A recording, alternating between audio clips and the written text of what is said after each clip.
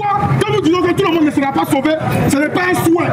C'est une parole prophétique. Mais vous ne connaissez pas quelqu'un qui vient, il dit les Jésus, les gens ici vont dire, ils sont pas tout bien, ils ne sont pas bêtes. Dieu a parlé, sa parole. Le faux prophète. Et il y aura de même parmi vous de faux docteurs. C'est difficile.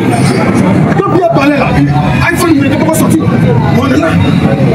Il y aura de même De faux docteurs qui introduiront des sectes pernicieuses qui introduiront des sectes pernicieuses et qui régnant le maître qui les a rachetés et qui régnant le maître qui les a rachetés attireront sur eux une ruine soudaine. attireront sur eux une ruine soudaine. Plusieurs les suivront dans leur dissolution et la voix de la vérité sera calomniée à cause d'eux. On n'a pas dit peut-être plusieurs vont les suivre. C'est une prophétie, il dit plusieurs les suivre.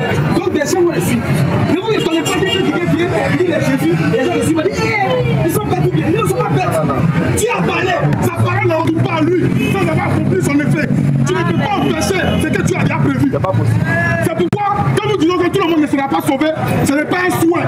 C'est une parole prophétique. Ça. Amen.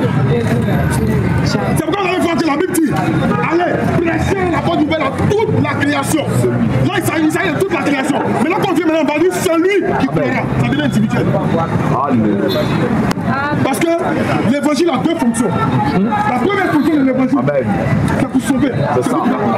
Et la deuxième fonction de l'évangile, c'est pour servir de témoignage. Pour que demain, devant le trône, tu ne dises pas au Seigneur, tu n'as pas entendu. Puisque c'est le seul moyen par lequel on peut sauver. Acte chapitre 4, verset 12. Il faut lire ça. Amen.